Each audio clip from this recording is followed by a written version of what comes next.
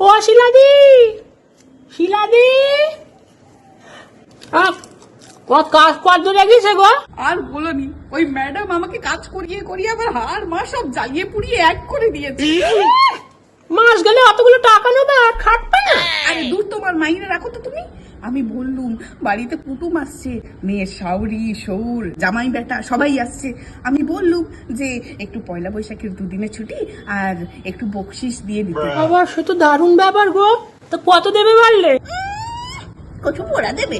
অমনি যেই বললুম যে একটু বকশিস দিতে, বুকে পচাঘাত পড়লো আর দুদিনের ছুটি শুনেই মাথায় হাত পড়ে গেল। নাকি মাইনে বাড়াবে। ও বাবা,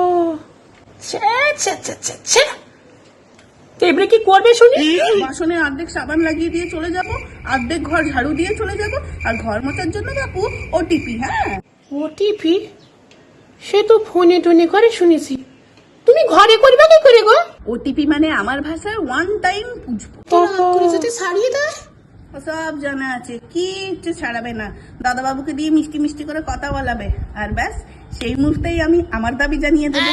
দাদা বাবু অবশ্য খুব ভালো মানুষ, ঠিক চুপি চুপি আমাকে বকশিশ দিয়ে দেবে। অশিলাদি, আমি এখন চলে যাচ্ছি বুঝেছো, পরে কথা হবে না। ওই ডাইনি, ওই ডায়নাদি ডাক দিতেছে, আমার তো সাহস নেই, বাসা পরে কথা বলবো।